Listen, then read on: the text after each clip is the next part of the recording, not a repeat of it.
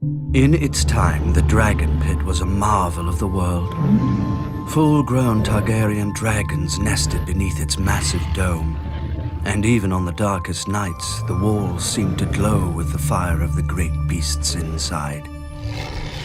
As had the site's previous occupant, the Sept of Remembrance, when Maegor the Cruel blasted it with dragon fire during morning prayers.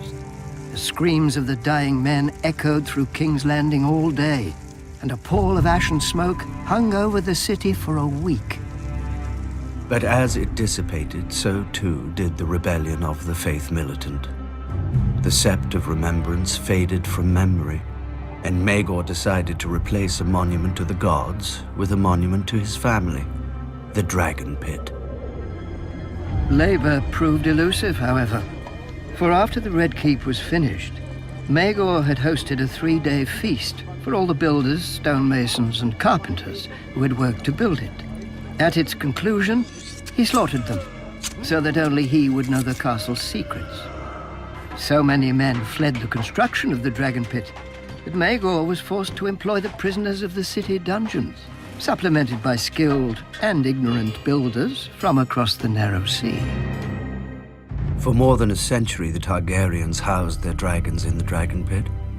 But dragons are not horses to be stabled or hounds to be kennelled.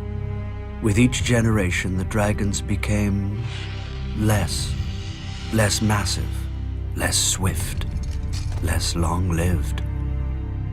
And less invulnerable. During the Dance of Dragons, 2 Targaryen factions killed a handful of their family's dragons while fighting each other. A frenzied mob even broke into the Dragon Pit and slaughtered the 5 dragons chained there, though the last managed to bring down the roof of the Great Dome on its assailants. The dragons never recovered their former strength or numbers. Perhaps their line had been too broken, or perhaps others intervened to break it further. But the last dragon grew no larger than a cat, and its death earned Aegon, third of his name, the epithet Dragonbane. What is a dragon pit without dragons? The roof remained where it had fallen. The great bronze doors rusted and fell off their hinges. Prostitutes cavorted where fantastic creatures had once fed and slept. Then came Daenerys.